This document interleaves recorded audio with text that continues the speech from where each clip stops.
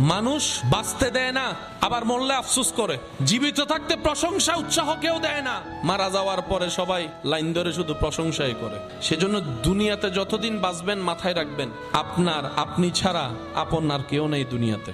যদি আপন খুঁজতে চান, আপনি পাবেন একমাত্র নবী রহমাতুল্লিল আলামিন আর আপনার রব্বুল আলামিন। সব স্বার্থের খেলা, সময়ের চাহিদা, প্রয়োজন মাত্র। প্রিয়জন আর প্রয়োজনের মধ্যে আসমান জমিন পার্থক্য। আর প্রিয়জনের সংখ্যা তো অনেক কম। সে প্রিয়জন হয় যখন আজরাইল সামনে চলে আসবে, প্রিয়জন আর প্রিয়জন থাকবে না।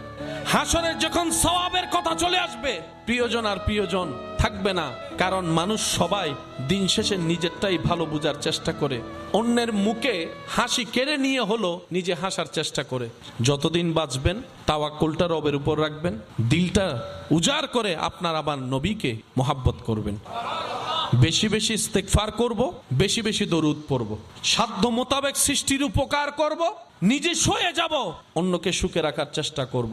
দেখবেন আল্লাহ তাআলা আপনার জীবনকে এমন ভাবে সাজাই দিবে যেটা আপনি কল্পনা করেও পৌঁছাইতে পারবেন না। বলেন সুবহান।